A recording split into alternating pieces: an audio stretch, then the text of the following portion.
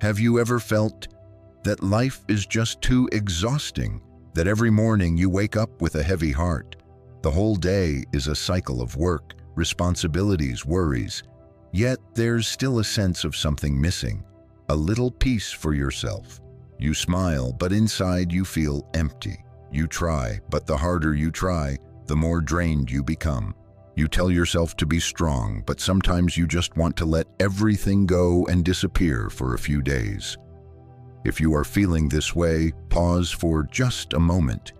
You don't need to overcome everything right now, just 5 minutes to sit, to breathe, to listen to these words as a gentle breeze, tapping on the door of your mind, reminding you, you are not alone, you are not wrong, and you can absolutely find peace from within. Welcome to Dharma in Motion, where the ancient teachings of the Buddha are retold with a modern breath, gentle, down to earth, and practical. No lofty philosophy, no need to force understanding, just relax and listen. Perhaps amidst all the chaos, you will begin to see yourself again. Have you ever tried sitting still without doing anything? No phone, no music, no book, just sitting and breathing. It sounds simple, but soon you will notice. After just a few minutes, your mind starts to quietly bring up all sorts of things. Unfinished tasks, people who hurt you, things that made you ashamed, words that left scars, thoughts flowing endlessly like a stream, unstoppable. The paradox is, we think we are living, but most of the time, we are only living in our heads. Every day, thousands of thoughts come and go, taking over our attention, pulling our emotions, leading us from one state to another without our awareness. We believe our thoughts are who we are, but Buddhism has long revealed a very different, liberating truth. You are not your thoughts. You are the one who observes them. It may sound abstract, but imagine sitting by a river, each thought passing like a leaf drifting on the water. One leaf is a happy memory, another is fear, another is a harsh word your mother once said when you were little. But you are not the leaf. You are the one watching the leaf.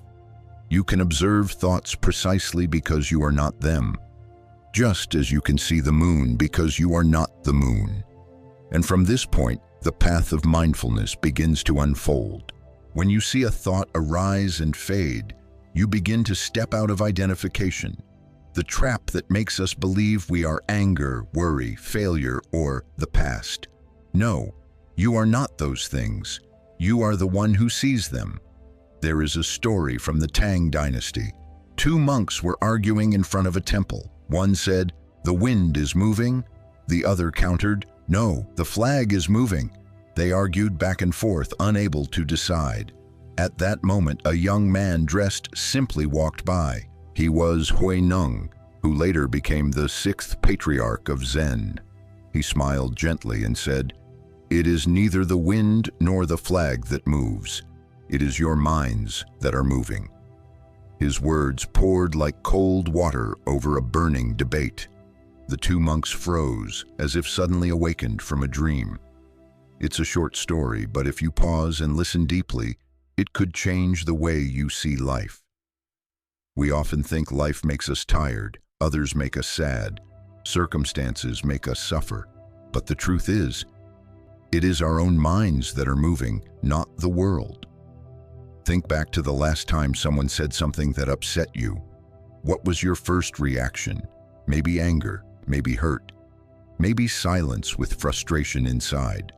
But if you pause deeply, you'll realize that sentence was only sound. The reaction was what your mind created. And if you can see that at the very moment it happens, you've already stepped 1 foot into the door of inner freedom. A friend of mine once shared that deadlines used to make him extremely stressed. As each due date approached, his mind would start spinning with thoughts. What if I can't finish? What if the boss thinks I'm incompetent? What if I lose my job? These thoughts repeated day after day, exhausting him, until one day during a short meditation retreat, the teacher said, "Whenever a thought arises, simply acknowledge it. Thinking, Don't resist. Don't chase it. He started practicing like that. Each time a thought about work came up, he would quietly say to himself, thinking about the future. No judgment, no pushing away, no following, just noticing. The results didn't come instantly, but after a few weeks he realized his mind was no longer pulled as strongly as before. Thoughts still came, but he was no longer their victim. He became the witness, and from there he rediscovered peace, not by eliminating thoughts, but by knowing he was thinking. Mindfulness is not about sitting for hours on a mountaintop. Mindfulness is knowing whether you are folding clothes with a calm mind or a hurried one. It is washing dishes and knowing you are washing, not replaying the past, not worrying about the future. It is listening to someone and truly being present instead of rehearsing your reply in your head. You can begin today, no preparation needed. Just in some moment, while breathing, walking, eating, ask yourself quietly, am I truly here in this moment? If yes, smile. If not, also smile, because you've already awakened, even if only for a moment. One moment of awareness is a seed. Water it day after day, like a gardener gently tending to the soil of the mind. Then one day, you may sit by the window doing nothing and suddenly feel something you never noticed before. Life is truly happening here and now, and you no longer ask, "Who am I?" Because you already see, you are the one who sees. Part 2, you see the world not as it is, but as your mind is. There is a very curious phenomenon that, if you observe carefully, you will notice. The same event can be experienced in completely different ways by different people. Rain falls. One person complains, "So inconvenient, all my clothes are wet." Another sighs in relief, "Thank goodness the trees will survive." A word of feedback. One person feels hurt, another feels grateful for the reminder. A glance from a stranger on the street. One person worries, "Did I do something wrong?" while another pays no attention at all. So what is really happening? Does the world actually change depending on each person? Or is it that the mind of each individual weaves a lens through which they see life? The Buddha's answer is clear. The mind creates all phenomena. As the mind is, so the world appears. We do not see the world as it truly is. We see the world as our mind is. If your mind is full of worries, everything will appear frightening. If your heart holds anger, the people around you will seem hostile. If you've just suffered a loss, the whole world suddenly looks gray. But that very same you, when the mind is at peace, finds the sky wide open, birdsong like a gentle melody, and sunlight warm and kind. I remember once during a walking meditation in the forest, I was deeply stressed about a personal issue.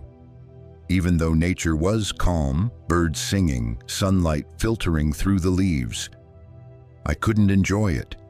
My mind kept clinging to old words that had hurt me. I couldn't be present. Then a teacher beside me softly said, "You don't need to change the situation. You only need to change the mind that is looking at it."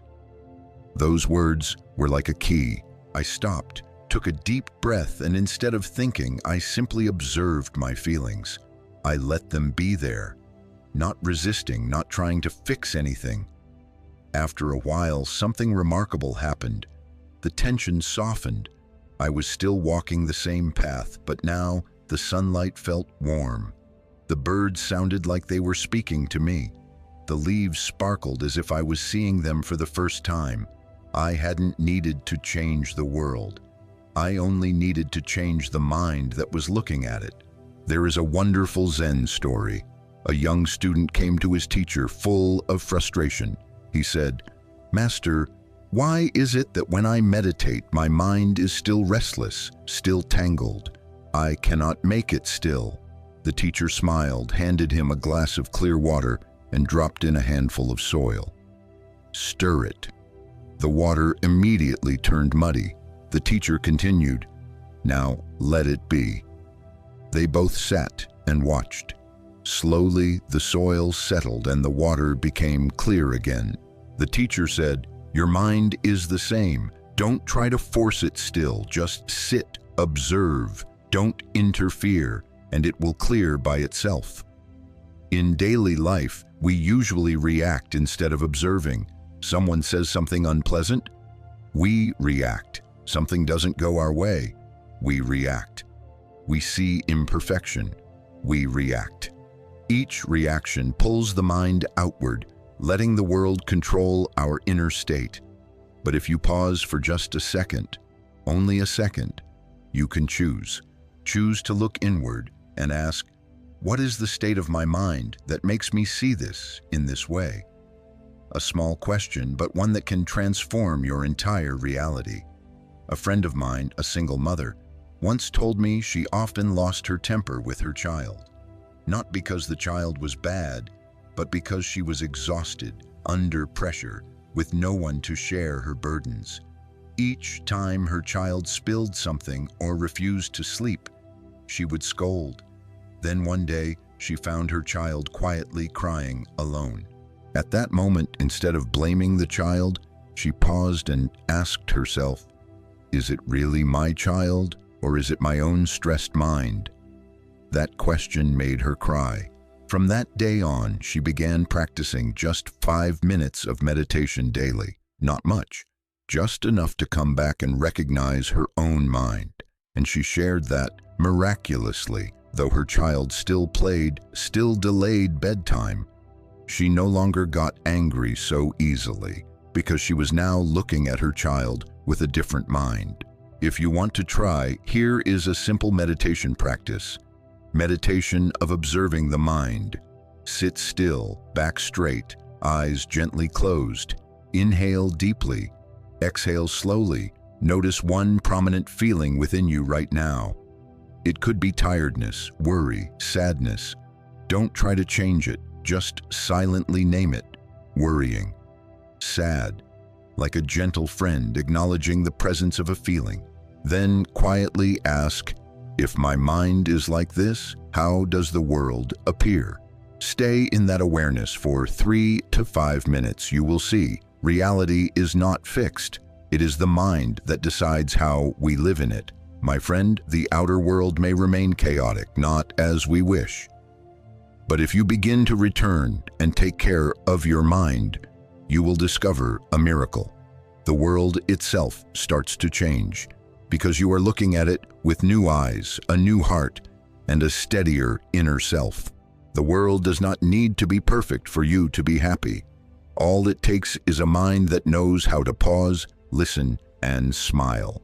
And that is the second step on the journey back to peace. You don't need to fix life. You only need to understand your mind.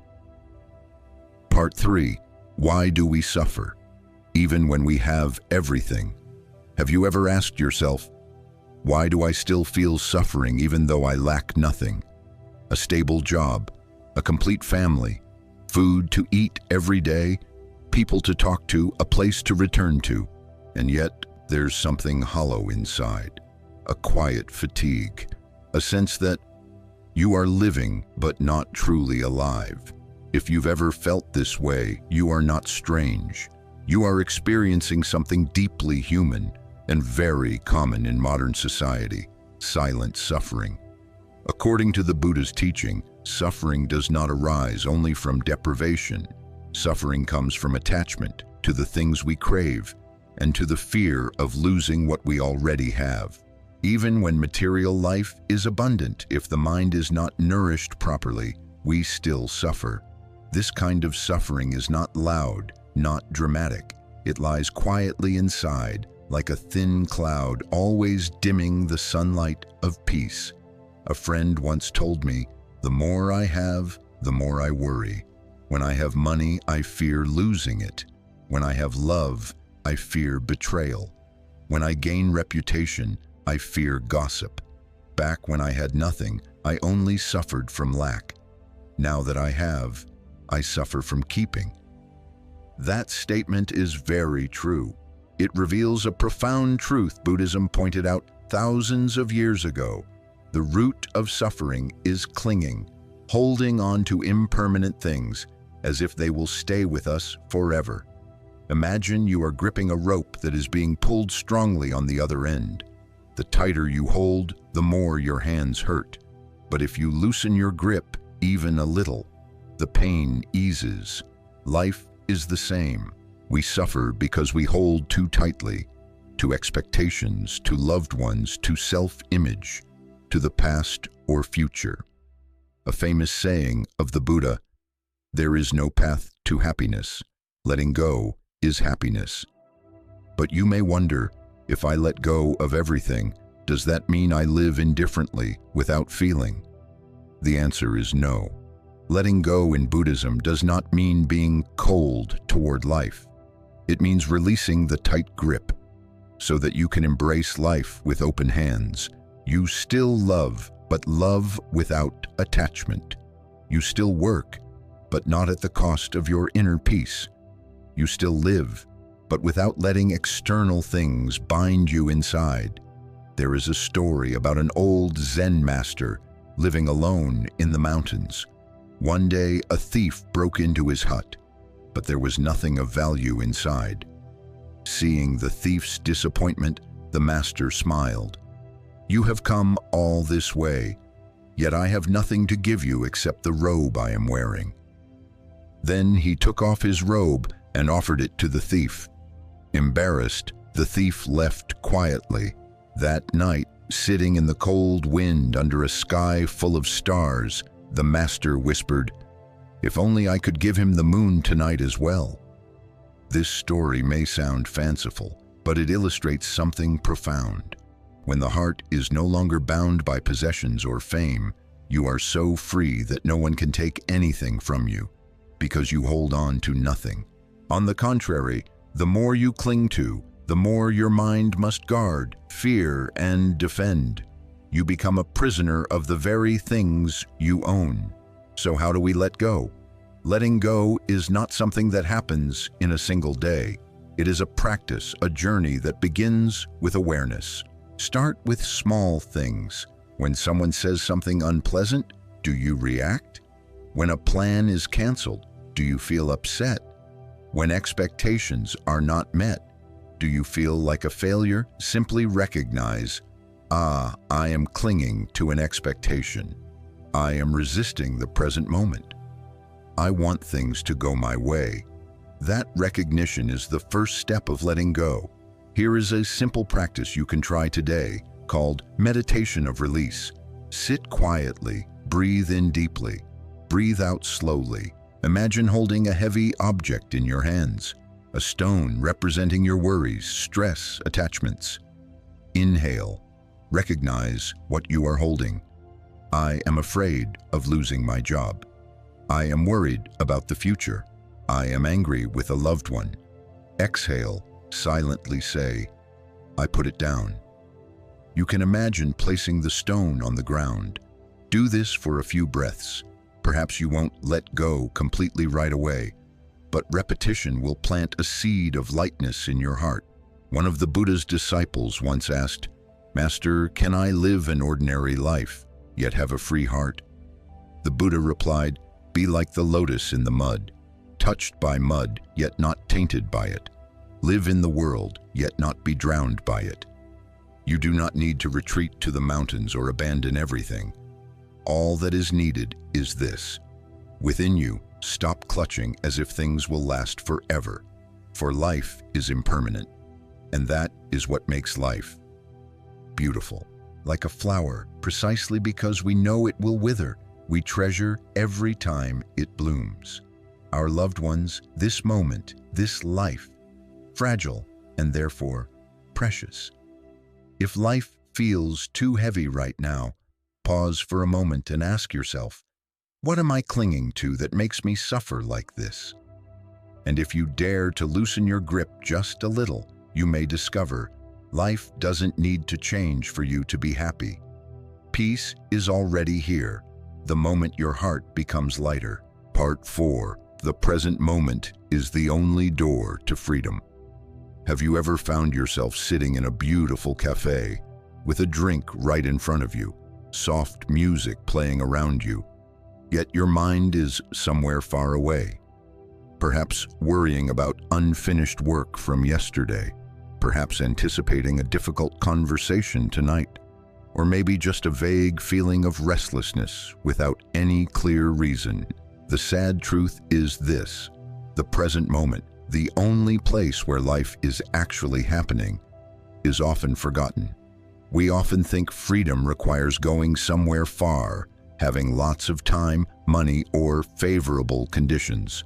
But in the Buddha's teaching, there is a simple yet profound truth. True freedom does not come from outside. It lies in the ability to be fully present with the here and now. This very moment is the only place where life is truly unfolding, not yesterday, not tomorrow. Right now, as you breathe in and breathe out, you are alive. And yet, the mind has a restless habit. It wanders into the past, to regret, to guilt, to self-blame. It leaps into the future, to worry, to plan, to feel insecure. In this endless wandering, we lose the most precious gift, the ability to be present with the moment we are actually living. A Japanese Zen master once said, "When eating, eat. When walking, walk. When sitting, sit." That's all, but how many of us live this way? You may be eating, yet your mind is answering messages. You may be showering, but your head is calculating tomorrow's tasks. You may be talking to a loved one, but your heart is preoccupied with the next deadline. We are not truly living in what we are doing. We are merely doing to get it done. That is why, despite doing so much, we still feel empty. Once I was invited to share with a group of young entrepreneurs. A woman asked, "I really want to practice meditation to slow down, but my work is overwhelming. I can't take a break." I asked her, "When do you ride the elevator up to your office?" Surprised, she replied, 2 or 3 times a day. I smiled. Then why not meditate in the elevator? Just one blink, one small awakening. You see, the present is always here. We just are not here with it. You don't need to quit your job. You don't need to climb a mountain. You just need to return to each moment whenever you remember. A simple story. Someone once asked Zen Master Linji, "Master, what is Zen?" He replied, "When walking, walk. When standing, stand. When sleeping, sleep." The man was puzzled. "But everyone does that." The master answered, "No. When people walk, their minds run ahead. When they stand, their hearts are entangled. When they sleep, their brains keep racing. As for me, when I walk, I only walk. When I stand, I only stand. When I sleep, I truly sleep." Awakening is not something far away. It is simply stopping and fully being in the moment as it is. You can practice this anytime just by paying attention to your breath. Inhale, know that you are inhaling. Exhale, know that you are exhaling. Thoughts will come, emotions will rise. That's okay. Just return to the present as a mother returns to embrace her crying child. No need to push away, just be there. Suggested practice: 1-minute mindfulness meditation. Stop whatever you are doing. Take a long breath in. Silently say, breathing in. Slowly breathe out. Silently say, breathing out. Feel your body sitting, your feet, your hands, your heartbeat, your blood flowing. Do nothing more. Just be present. Even if it's only 1 minute, if you are truly present, you will notice a small change. The mind softens, the body feels lighter, and the world seems to slow down, just a little. A Tibetan teacher once said, "If you cannot be present with a cup of tea, you cannot be present with your life." The cup of tea symbolizes the present. Mindfulness does not lie in long pilgrimages or extended retreats, but in ordinary moments. When you wash dishes, fold clothes, hug your child, or step out the door. And then, when you live mindfully, something wonderful happens. Even the smallest things, a bird's song, the smell of earth after rain, the gaze of a loved one, become vivid and precious. Because you are no longer living through them, you are living in them. Dear friend, you do not need to run back into the past to recover what is lost. You do not need to chase into the future to find happiness. Everything you need is already here now. The present moment is the only place where you can love, the only place where you can transform, the only place where you truly live. Part 5. Observing the mind, the mirror that illuminates the self. There is a simple yet painful truth. Many people live their entire lives without ever truly understanding themselves. We learn everything, from mathematics to economics, from presentation skills to investment methods, but rarely are we taught how to understand our own emotions, how to look at the thoughts running through our heads, how to listen to the inner self when no one is around. And because we do not understand ourselves, we are easily hurt, easily lost, easily acting from fear without knowing it. In the Buddha's teaching, there is a very profound yet very practical practice: observing the mind. That is, knowing clearly the state of the mind right at the moment it arises. That means when your mind is angry, you know the mind is angry. When your mind is anxious, you know the mind is anxious. When your mind is calm, you know the mind is calm. Just knowing without interference, without judgment. A Zen master once said, "The mind is a vast sky. Emotions are only passing clouds." But if you don't know that, you will think you are the anger, the fear, the restlessness. And then you are swept away by them, acting unconsciously, saying words you did not want to say, doing things you regret. Imagine a mirror. A mirror does not select what to reflect, beautiful or ugly, light or dark. It simply reflects truthfully. Observing the mind is the same. You don't need to eliminate negative emotions. You only need to see clearly that they are present. That seeing is the light of mindfulness, and that light naturally fades the darkness. I once met a middle-aged woman in a meditation sharing session. She said, "Before, whenever my daughter spoke against me, I immediately scolded her. But after practicing observing the mind one time, I saw clearly my mind was blazing with anger. I stepped back, did not react, just breathed.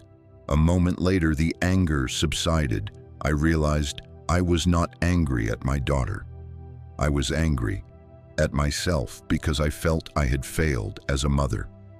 She said that and cried. That was the moment of awakening. The moment you see the deeper pain beneath the surface of anger. And once you see it, you begin to heal. Observing the mind is not to control emotions. It is to become a companion to emotions. You do not drive them away. You sit down, walk through with them, and when emotions are seen, accepted, they dissolve like clouds. An everyday example. Think of times you were angry at someone. Your mind was like a fire. But if in that moment you were mindful enough to silently recognize anger is arising, then breathe in, breathe out. Say nothing, no text, no reaction. You will see. Just a few minutes later, the fire softens, and you are glad you did not do anything that hurt both. Suggested practice: observing the mind in daily life. Choose any moment in the day, when waiting at a red light, when washing dishes, when walking. Pause a little and ask yourself, how is my mind right now? It could be anxious, calm, slightly irritated, distracted. Just silently acknowledge, the mind is. For example, the mind is tense, the mind is vague, the mind is light. No need to change anything. Your knowing is already a big step. Another example, when your mind is caught in a stream of thoughts, you don't need to push them away. Just silently note, this is a thought. I am not this thought. That means you have stepped out of that whirlpool. You are not caught anymore. You are seeing. and seeing is freedom. In the Satipatthana Sutta, one of the most fundamental discourses of Vipassana meditation, the Buddha taught, "When the mind is with greed, know the mind is with greed. When the mind is without greed, know the mind is without greed. When the mind is with anger, know the mind is with anger." Not to punish, not to judge, only to know clearly so as not to be identified. The last story of this section I want to tell you. An old Zen master taught his student about the mind. He brought out a cup of muddy water full of dirt. Then he did nothing, just put it down on the table. After a while, the water became clear again. The dirt settled. He said, "The mind is the same. If you don't stir it up, if you just sit quietly, it will become clear again. You don't need to force the mind to be calm. You only need to see it clearly, stay with it, and breathe with it. Gradually, you will realize it's not that you need to eliminate negative emotions to find peace. But when you are no longer controlled by them, you are already free. And if you are still searching for peace in a noisy world, perhaps that stillness is not somewhere far away, but right within you, waiting for you to return." If this content touches you in some way, even just a moment of light breathing, then I invite you to press like on this video as a way to support the journey of spreading mindfulness. And if you feel this is the path you want to walk for the long term, don't forget to subscribe to the Dharma Wheel channel. Each week, you will encounter gentle reminders, profound Zen stories, and simple practices that you can bring into your own daily life. Because mindfulness does not come from one great awakening, but from many returns, consistent, sincere, and patient. Part 6. Returning to the Body, the Silent Path to Mindfulness. On the journey of returning to oneself, many people start with thoughts, with analyzing, explaining, or even wrestling with endless streams of consciousness. But there is another path, quieter, deeper, and much closer, returning to the body. Our body, with breath, heartbeat, sensations of hot and cold, pain or lightness, is the first gateway to safely and truly enter the inner world. In Buddhist meditation tradition, contemplating the body is not just a practice, it is the foundation, because every state of mind manifests through the body. When anxious, you feel your heart race, your limbs restless. When sad, the whole body is heavy, the chest feels compressed. When angry, your back stiffens, your jaw clenches. Body and mind always go together. By returning to the body's sensations, you are touching the root of reality, where there is no fabrication or reasoning, only simple truth, clear and subtle. Once, while the Buddha was walking, a young monk asked, "Blessed One, is there a way for me to escape the tangled thoughts in my head?" The Buddha did not answer immediately. He stopped, picked up a fallen leaf from the ground, handed it to him and said, "Feel this leaf with your palm. Feel the top, the underside, the veins, the moisture, the temperature. Think nothing, just feel." The monk followed. A moment later, his face softened. The Buddha smiled. When the body is fully in touch with life, the mind will naturally settle. That answer was simple but contained a great secret, that the body is the safest refuge when the mind is stormy. In today's age, we live very far from our bodies, sitting all day at computers, burying our heads in phones, limbs inactive, shallow breathing, hurried eating, restless sleep. Only when pain arises do we realize our body has been crying for help. But the further from the body we are, the further from ourselves. And the further from ourselves, the more lost we are in mental entanglements. Returning to the body does not just mean exercise or nutrition. It means truly listening, feeling, staying with even the smallest movements. For example, when walking, you can feel the soles of your feet touch the ground, step by step. No need to go very slowly, but walk as if kissing the earth with each mindful step. When washing dishes, feel the cool water on your hands, the slipperiness of the bowl, the sound of water flowing. When eating, chew slowly, taste the real flavor of the food.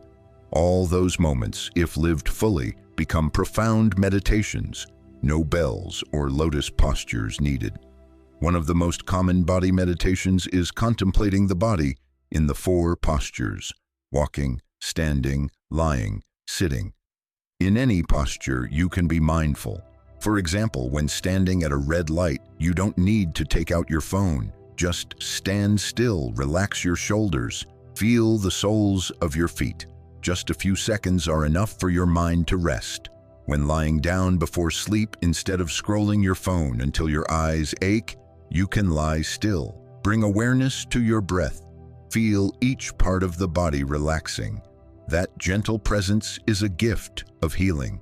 In the Satipatthana Sutta, the Buddha taught clearly, when a monk walks, he knows he is walking.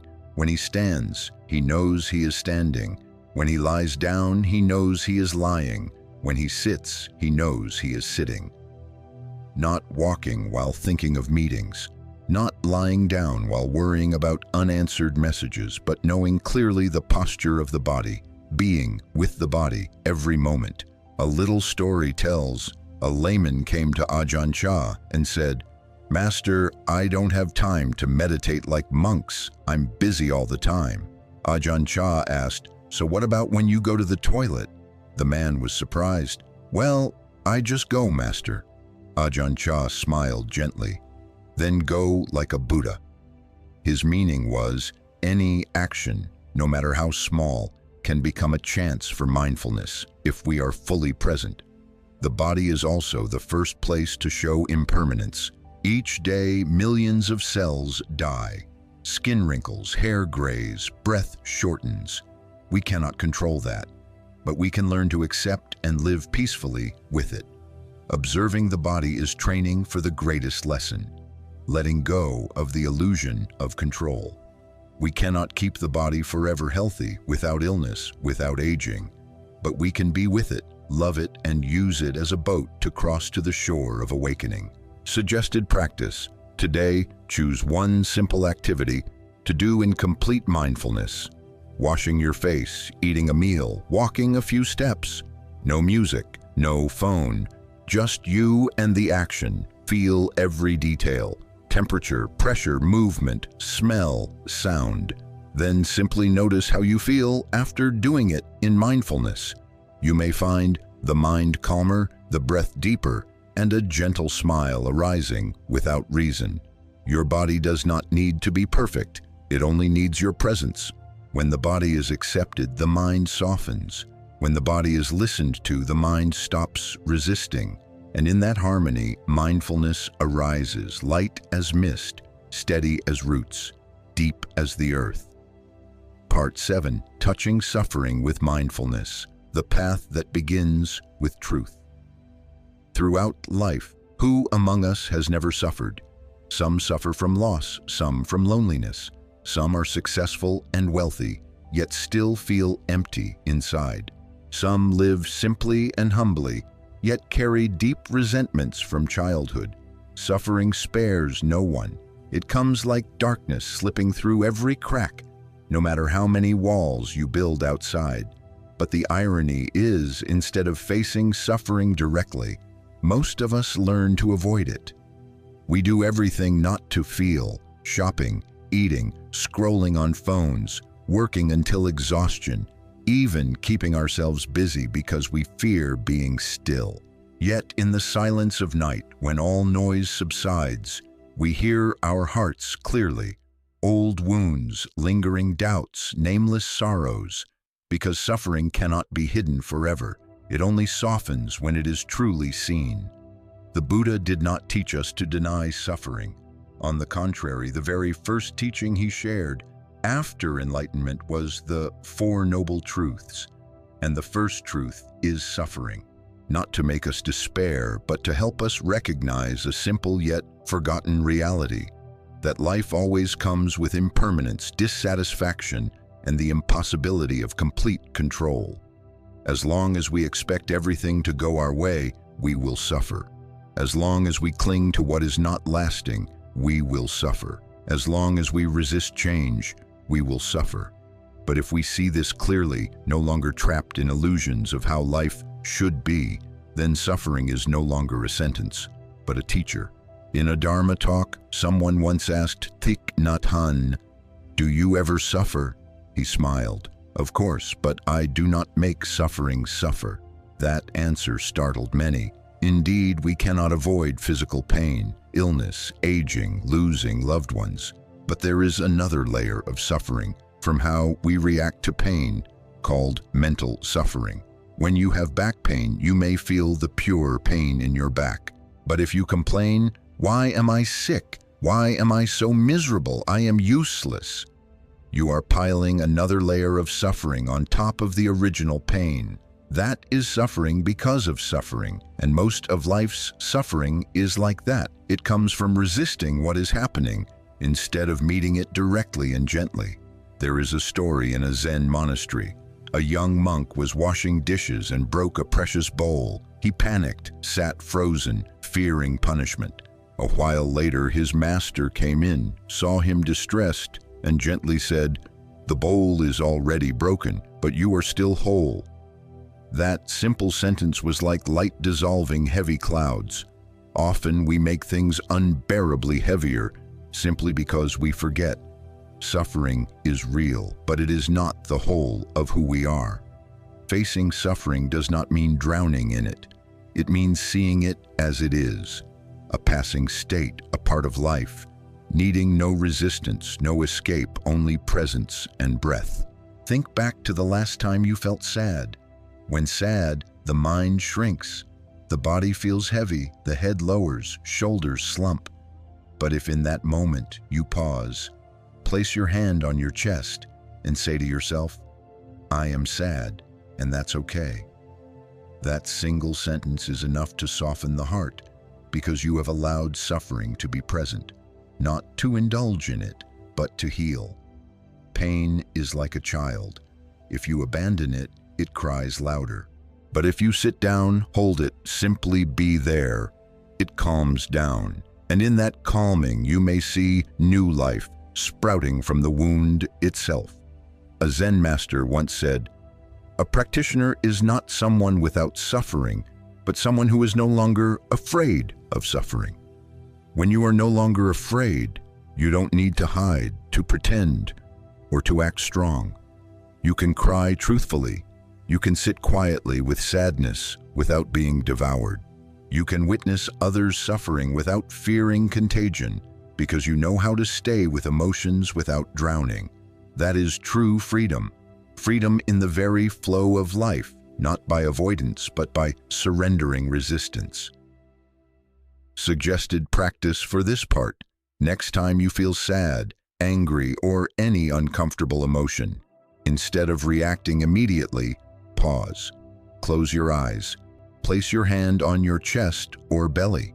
Ask yourself, "How is my mind right now?" Then answer truthfully, "I am angry. I am disappointed. I am anxious." No analysis, no fixing. Just breathe with that emotion. See it like a passing rain. You don't need to chase it away. Just open an umbrella, sit quietly under the eaves, and know it will pass. Suffering is not something to avoid. It is a doorway to growth, but only if you dare to step into it with mindful steps and an open heart. Because within suffering itself lies the seed of compassion. And once you understand your own suffering, you will know how to embrace the suffering of others without judgment, without withdrawal. That is where compassion begins. Part 8. The Art of Letting Go. When you no longer hold on, you truly touch. Perhaps in life, everyone has at least once heard the advice, "Let go so your heart may be lighter." Yet in reality, letting go is the easiest thing to say and the hardest thing to do. Because the very nature of the mind is to cling. We cling to someone we once loved, to unfulfilled expectations, to the past that has already passed, to the image of ourselves in others' eyes. The more something hurts us, the harder it is to release. Because deep inside, part of us fears emptiness, fears that if we don't cling to something, then who are we? What is left? But it is precisely because we keep holding on that we suffer. Pain is not only from loss, but from refusing to accept loss. Exhaustion is not only from carrying burdens, but from refusing to set them down. In the Buddha's teachings, letting go is not indifference or escape. Letting go is the bravest act, relinquishing what no longer needs to be held, so we may return to ourselves. It is ceasing to cling to what no longer fits, so our hands may open to receive what is new. The Buddha once compared our minds to a hand grasping a hot coal. As long as we refuse to let go, we remain in pain. But letting go is not throwing away. It is a mindful release with understanding and compassion. When we see clearly that no one and nothing belongs to us forever, half of our suffering already dissolves. A Zen story tells of two monks walking back to the monastery. They encountered a woman who hesitated to cross a stream, fearing her clothes would get wet. One monk carried her across. An hour later, the other monk frowned and said, "Why did you carry a woman? That breaks the rules." The first monk smiled. "I put her down an hour ago. Why are you still carrying her?" The story is simple but profound. How many times in life have we moved past an event, yet our mind replays it again and again? How many times have we thought we forgave, yet our heart still aches at the memory? Letting go does not lie in outward action. It lies in whether we still carry it inside. One of the hardest things to release is the image of ourselves. We want to always be capable, always right, always recognized. And when someone disappoints us or when we fail, that self-image is wounded and we immediately react. But think, does this self truly exist? It changes constantly with emotions, circumstances, the way others treat us. If it is not fixed, why must we cling so tightly? The wise are those who dare to let go even of the image of themselves, to become flexible, light, and free. A simple yet powerful practice is to ask yourself each day, today, what can I let go of? Sometimes it is an unnecessary expectation, sometimes a trivial argument, sometimes a habit that drains you. Letting go does not mean abandoning everything. It means choosing again. What helps us live more deeply, we keep. What takes us away from ourselves, we release. The lighter we are, the brighter we become. When the heart is empty, light floods in. Ajahn Chah, a renowned Thai meditation master, once held up a glass and told his students, "I see this glass as already broken." Everyone was surprised. He explained, "Not because I am pessimistic, but because I know this glass will one day break, by falling, by cracking, or by time. Knowing this, I cherish it more each time I use it, and when it breaks, I do not suffer." That is the wisdom of letting go. Not waiting until loss forces us to learn, but knowing to release even while holding, because nothing truly belongs to us. Suggested practice. Each morning when you wake up, place your hand on your chest and ask, "What am I holding on to today?" It may be yesterday's anger, tomorrow's worry, or an unspoken word. Then gently breathe in. Feel yourself holding it. Breathe out. Imagine releasing it from your chest. Do it slowly, without forcing. Letting go does not happen instantly, but if you practice each day, little by little, you will feel inner space expanding. Letting go is not weakness. On the contrary, one who dares to let go is strong enough not to need protective armor anymore. They can smile when they lose, say it's okay when misunderstood, and walk quietly away without demanding an apology, because they know no one but themselves can give them lasting peace. And that peace only comes when the mind no longer clings. You don't need to release everything in one day, but begin with something small, an old thought, a self-blame, a longing for someone else's approval. Let them fall gently like autumn leaves. Then you will see your mind, which was always clear, was only clouded. And when the mind returns to its transparent nature, everything around you also becomes clearer, lighter, and more beautiful than ever. Part 9. Slowing down to see clearly. Every moment is a doorway to awareness. We live in a world that rushes so much that often we don't even know what we are rushing for. We wake up in a hurry, we eat in a hurry, we work in a hurry. Even rest is hurried. Even when sitting still, the mind keeps running. What's next? How far is the plan? What do others think of me?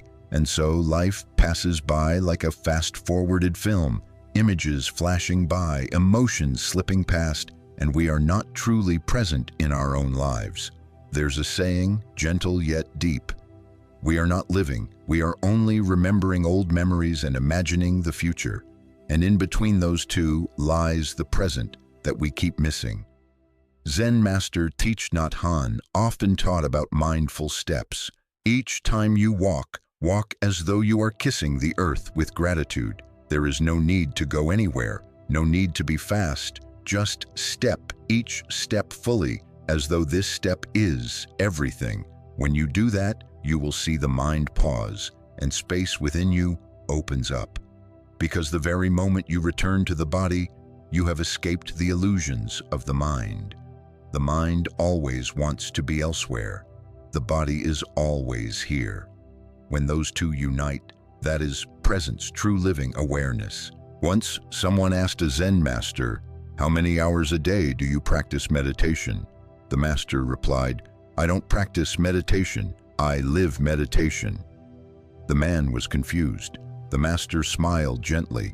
"When I wash dishes, I know I am washing dishes. When I eat, I know I am eating. When I walk, I know I am walking. That is meditation." We often think meditation means sitting cross-legged, still for hours. But meditation, in its deepest sense, is awareness in every living moment. And that begins by slowing down. Not slowing down out of laziness, but slowing down to see clearly, like an artist placing each brushstroke with care, like a gardener tending each flower with love.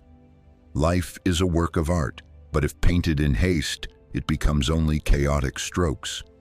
Living slowly means seeing clearly what we are saying, what we are thinking, what we are doing. It is noticing when we are reacting, when we are angry, when we are judging, and pausing for a breath. That very pause is what makes a mindful person. For example, when someone says something unpleasant, you have two paths. One, to react immediately, raising your voice, making everything messy. Or two, to breathe in, notice the emotion rising, then breathe out softly. Just one breath can change the course of your entire day. Each time you stop to breathe and listen, you take one more step into peace. A small practice you can start today. Choose a daily activity, washing your hands, drinking tea, washing dishes, folding a blanket, and do it slowly, completely. No other thoughts, no phone, no multitasking. Just do it as though it is the last time you will ever do it. You will notice something strange. Simplicity becomes beautiful. And in that beauty, your mind settles like a still lake. Slowing down is also learning, not to step into every story. Not every matter needs our intervention. Not every argument needs us to win. Not every person needs us to please. When you live slowly enough to see what truly matters, you will feel lighter. Much of life's exhaustion doesn't come from too many tasks, but from carrying things that are not worth carrying. Slowing down is the art of choosing what is real and what is just noise. Once, a student complained to a Zen master, "Master, my mind is always chaotic. Whatever I do, my thoughts scatter. I cannot focus." The master handed him a glass of muddy water and said, "Put it down, do nothing." After a while, the mud settled and the water cleared. The master pointed, "Your mind is the same. Don't try too hard, just stop and it will clear by itself." Indeed, sometimes slowing down is not about doing more, but about letting go so the mud can settle, so the mind can return to its natural clarity. Slowing down does not mean being sluggish. It means living with depth. Like eating a mango, if you eat while scrolling your phone, you will never truly taste it. But if you place your full attention into each bite, chew slowly, savor, it is not just eating, it is living fully, and life, ultimately, is just a collection of such moments. If you are not present, even 80 years are but fleeting memories. But if you are present, even 1 minute is enough to feel you are living a life worth living. Suggested practice. Today, choose one time, such as 10 minutes in the morning, to do everything slowly. Washing your face, getting dressed, eating breakfast. Do them all with the mindfulness, I am living. No rushing, no checking your phone, no jumping from thought to task. If your mind wanders, simply smile and bring it back without judgment. At first, it will be difficult, but after a week, you will discover something wonderful. Slowing down makes time feel longer and your heart has more space to love, to observe, to understand yourself and others. Peace is not far away. It lies in the small acts when you return fully to yourself, and that can only happen when you pause long enough to realize the present is the only place where life truly happens. Part 10. Clinging to self, when the ego is both a prison and the key to liberation. If there is one common root for all worries, suffering, conflicts, and restlessness in human life, it is clinging to the self. We always carry a sense of I at the center. I am right, I am wrong, I am good, I am bad, I am successful, I am a failure, I am the victim, I am the winner. From this arise endless expectations, anxieties, anger, pride, inferiority, all orbiting around that imagined self. This I is not a fixed entity, but a chain of temporary identifications we attach to ourselves through experiences, memories, and emotions. But because we believe it is real, we live and die protecting it, even when doing so brings us suffering. Once the Buddha was asked, "Why do people suffer?" He replied, "Because they cling to a self that is not real." The man was puzzled, but if there is no self, then who lives? Who practices? Who suffers? Who rejoices? The Buddha gently said, "Observe carefully, and you will see. Like fire, no one can grasp it, yet it burns everything. Indeed, the ego is like fire. No one can point to its fixed shape, yet it consumes our peace if not recognized in time. We cling to self in our daily reactions. When someone criticizes us, we instantly defend. I am not wrong. When others succeed, we compare, am I lesser? When misunderstood, we suffer because we feel insulted. Why do they think that of me? All of this comes from identifying with a fragile ego, the ego that always wants praise, love, recognition, and eternal existence. But in truth, nothing in us is permanent. Appearance, personality, thoughts, emotions, all change day by day. If we dare to observe closely, we will see that the I of yesterday and the I of today are no longer the same. So which I is real? A Zen story tells of a young monk who asked his master, "Master, I have searched but cannot find my ego anywhere." The master did not answer. He stepped out and called loudly, "Hey, Mr. Ego, come out here."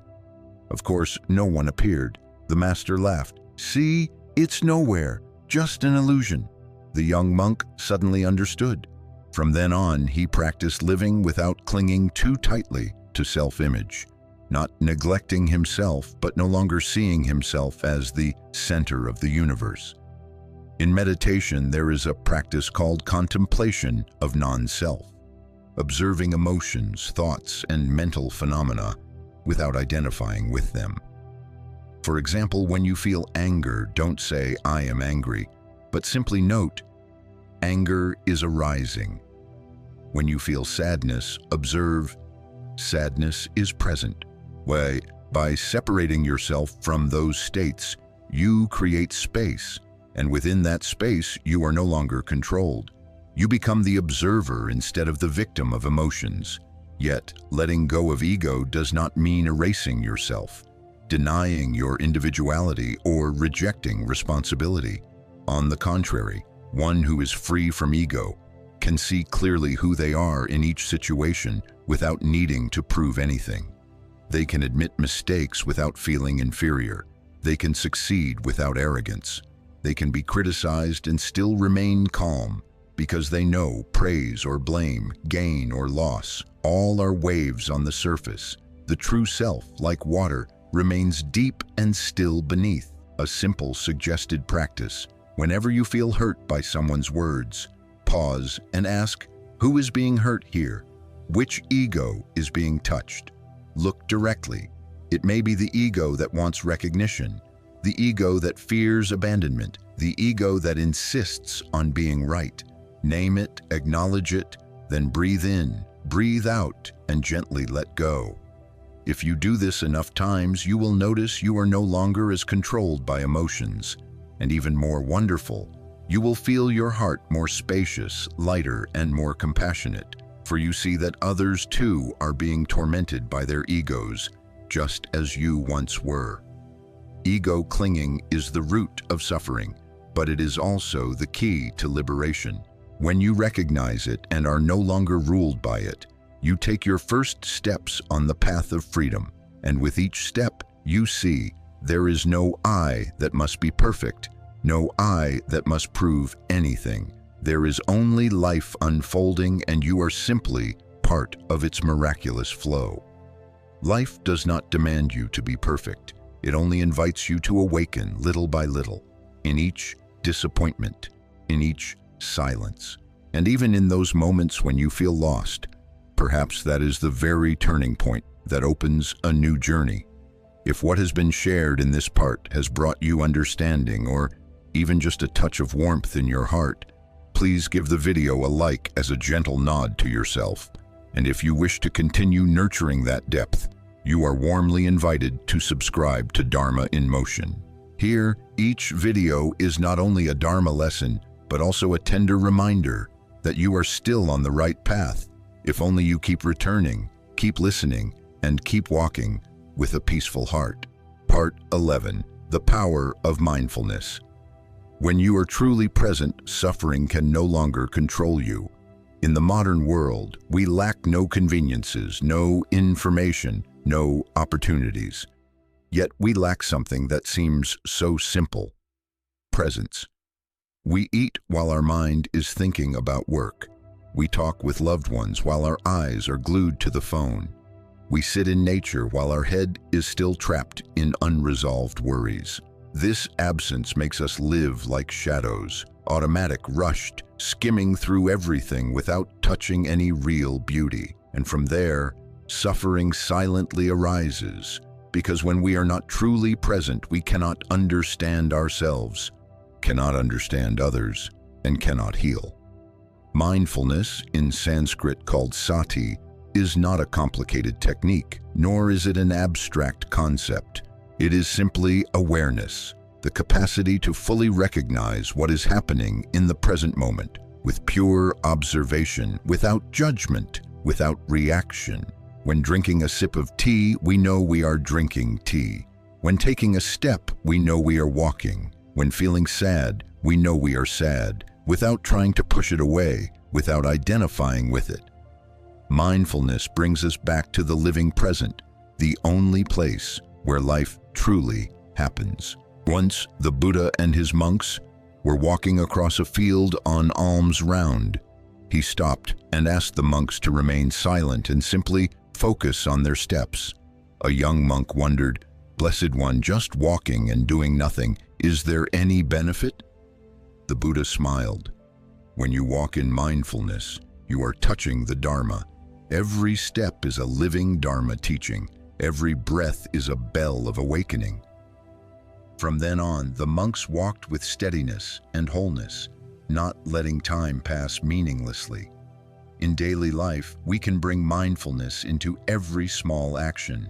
When washing dishes, instead of thinking about the upcoming meeting, feel the water, the scent of soap, the movement of your hands. When bathing, instead of humming absent-mindedly or drifting into thoughts, feel the stream of water on your skin. These simple things, when done in awareness, can become living meditation. Mindfulness does not require you to change your environment or abandon everything. It only requires you to truly be present with what is. Thich Nhat Hanh once taught, "Happiness does not lie in the future.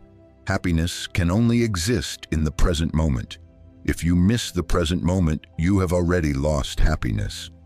These words may sound simple, but they hold a great key, because we often think, when I finish this, I will feel peace.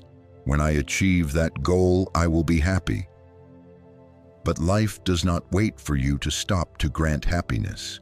Happiness lies in the very moment you are living, if you know how to stop, look deeply, and touch it.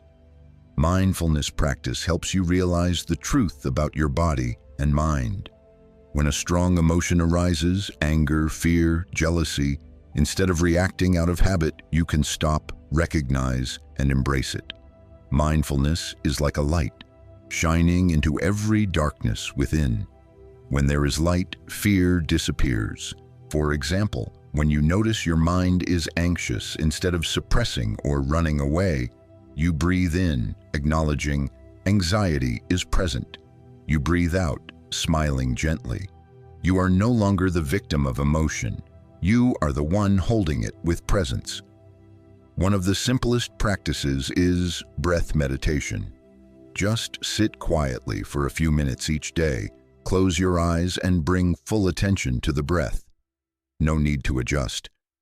No need to control. Simply feel breathing in, aware of in-breath, breathing out, aware of out-breath. When the mind wanders, gently bring it back. Gradually, you will find the breath becoming a close friend, always present, always gentle, always ready to bring you back to yourself.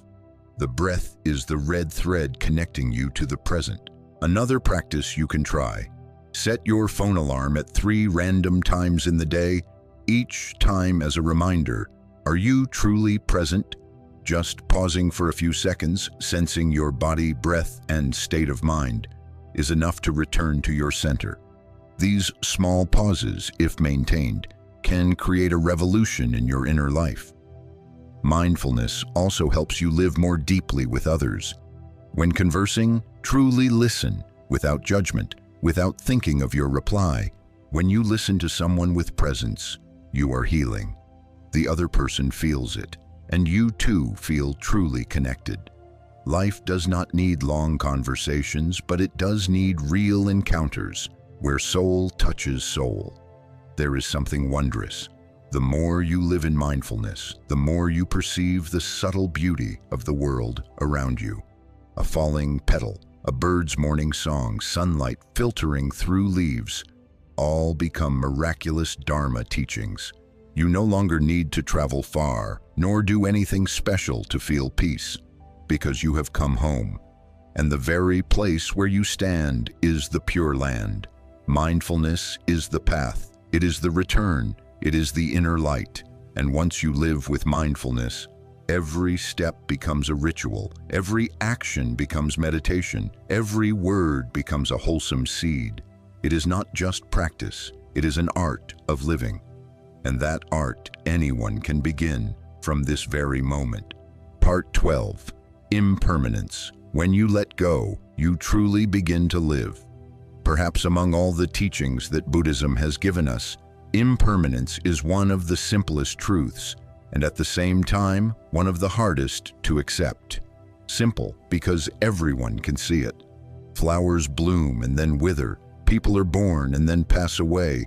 Emotions rise and fall. Things once important eventually fade, but hard to accept because we somehow always wish things could stay the same. We want our loved ones to remain forever. We want youth not to slip away. We want the happiness we feel right now never to vanish, but life does not stand still. Everything is moving, changing, including ourselves. Every cell in our body, every thought in our mind, every perspective we hold about life. Once, a young woman wept bitterly before the Buddha because her son had just died. She knelt down, begging him to use his power to bring him back to life. The Buddha remained silent, then gently said, "Very well, but first, go and bring me a mustard seed from a household that has never known death." Holding on to her last shred of hope, she went door to door in the village. Yet every home had lost someone, a father, a mother, a sibling, a child. She returned, her tears dried, her eyes softened. The Buddha looked at her with deep compassion. "Do you see now? Death is part of life. Impermanence spares no one. It is not that you are unfortunate. It is simply the nature of all things." When we truly understand impermanence, we begin to learn how to let go. Letting go does not mean abandoning everything. It means no longer clinging to what cannot be held. Like holding sand in your hand. The tighter you squeeze, the more it slips through your fingers. But when you open your palm, the sand remains there, gently. Feelings, relationships, health, fame, all are like sand. We can care for them, love them, cherish them, but we cannot control them. Impermanence teaches us to release what we imagine as forever, so we can live fully with right now. The truth is, the more we accept impermanence, the more deeply we live. Because when we know nothing lasts forever, we treasure what we have. A hug today may be the last. A quiet afternoon with our parents may never return. A friend's loving words today may not be spoken tomorrow. Understanding this, we stop rushing past the precious things to chase what hasn't arrived. We stop postponing life, love, and gratitude. Impermanence also helps us overcome suffering more easily. When you are in sorrow that feels endless, remind yourself, this sorrow too is impermanent. When betrayed or hurt, remember, this feeling will pass. When facing failure, criticism, or abandonment, see the truth. No state lasts forever. Everything will change. Realizing impermanence does not take away hope. It makes us more patient, more flexible, and more capable of healing. A small example: when you have a headache, if you think, "Oh no, maybe I'm seriously ill, this pain will last forever," you become worried, fearful, and the pain intensifies because of the mind. But if you remind yourself, this pain is like a passing cloud, it will fade, you relax, you become calmer, and sometimes, even without medicine, the pain eases. That is the power of a mind that knows impermanence. On the path of practice, many encounter obstacles, sometimes diligent, sometimes discouraged. Sometimes meditation feels peaceful, sometimes restless or sleepy. Sometimes you feel progress, sometimes self-doubt. But if you understand impermanence, you won't cling to peaceful states nor resist unpleasant ones. You simply observe, recognize, and smile. It comes and it goes. That very attitude carries you further on the path because you are no longer deceived by temporary states. A simple practice: each morning when you wake, look around and silently say, "Everything I have today, health, family, work, opportunities, may not be here tomorrow, so I will live fully with them today." This reminder will not make you fearful, but more awake and grateful. At night, before sleeping, reflect, did I live fully today? What have I managed to let go of? Do I have the courage to accept what is beyond my control? Awakening begins with such questions. Impermanence is not just a teaching. It is a loving reminder from life. A reminder: live, love, forgive, listen, speak kindly, hold hands with those you love, walk under the afternoon sun, watch your children play, put the phone down and truly look into each other's eyes. Because everything will pass. But if you are deeply present, each moment becomes eternal. Not in the sense of time, but in the sense of the soul. Part 13. Nothing belongs to us. When you stop possessing, you truly become free. Most human suffering arises from one simple illusion. This is mine.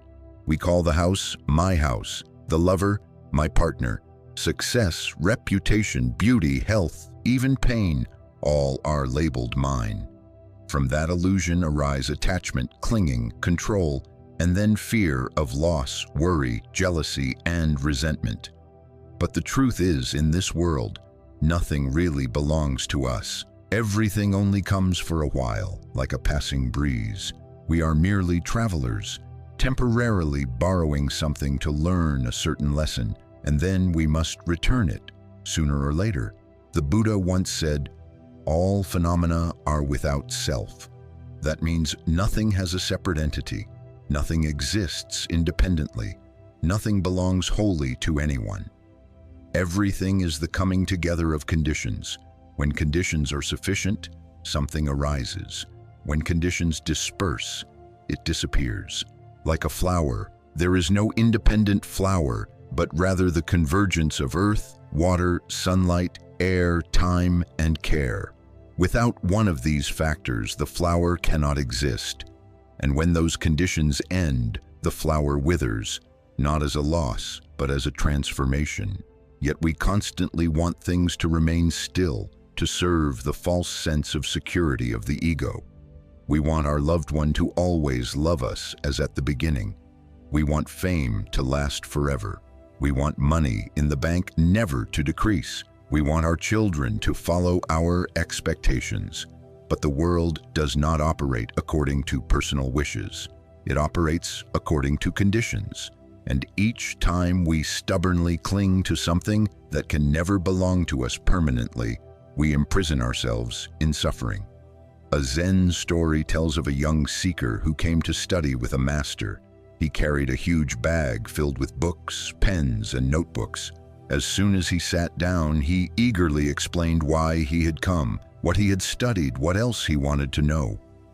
The master silently poured tea. When the cup was full, he kept pouring. Tea overflowed onto the table. Alarmed, the young man cried, "Master, it's full. Don't pour any more." The master smiled. "Your mind is like this cup, already full of things you call yours. Unless you let go, there will be no space for truth to enter." In daily life, whenever you feel uneasy, pause and ask, what am I trying to hold on to? What am I afraid of losing? It could be an image of yourself, a relationship, a habit, a plan, or even an old wound. Look deeply and realize, none of these truly belong to you. They all come and go like guests in the inn of your heart. Your role is not to keep them, but to welcome them and let them go when it is time. With this understanding, you live more lightly. When praised, you do not become arrogant. When criticized, you do not collapse. When gaining, you do not rejoice excessively. When losing, you do not despair. Because you know, these are only things that come and go. They are not you. They do not belong to you. The greatest freedom is when you no longer feel the need to possess in order to be happy. A suggested practice. Each night before sleeping, close your eyes and ask, today, what have I clung to?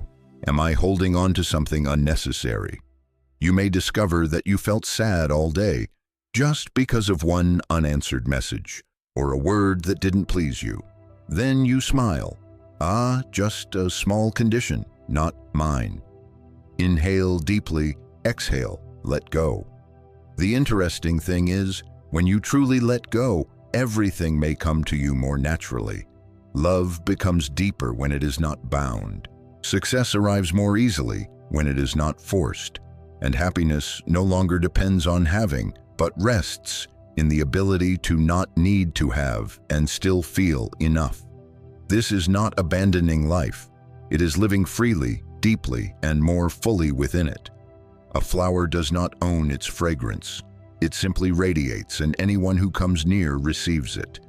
The sun does not possess its light. It simply shines, and anyone who opens their heart is warmed. A person who understands the nature of not mine lives in the same way, living, giving, being present without needing to keep anything for themselves.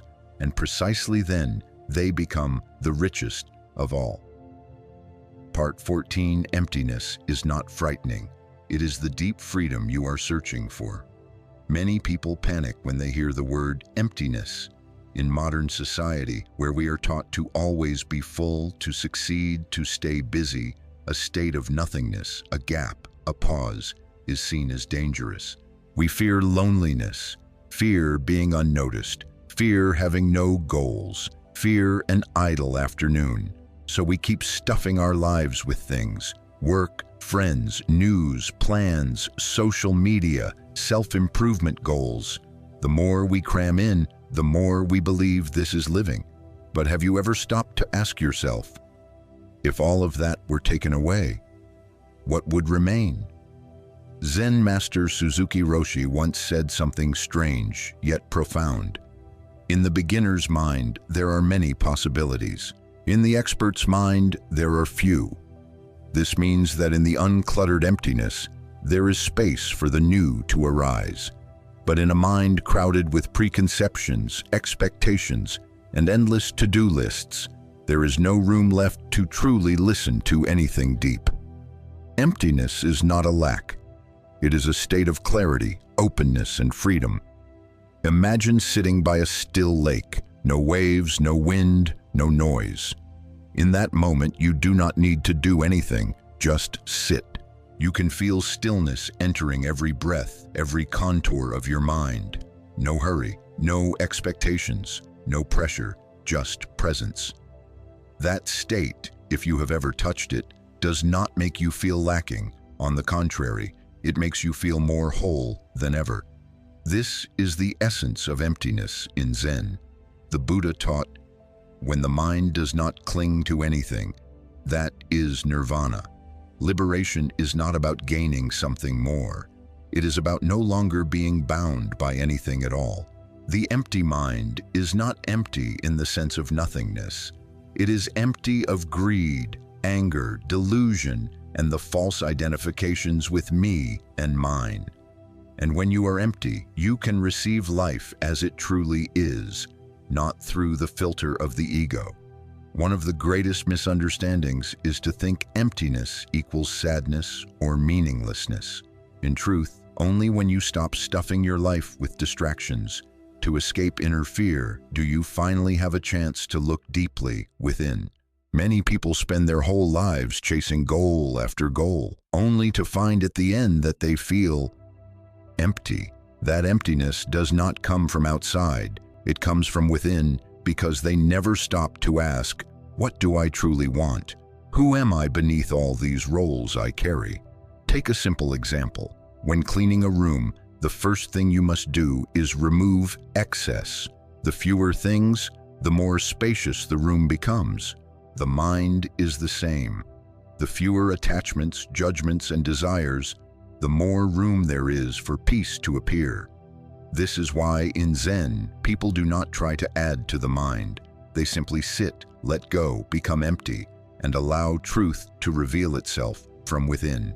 Once, an old Zen master told his student, "Sit down, do nothing, just sit like a mountain.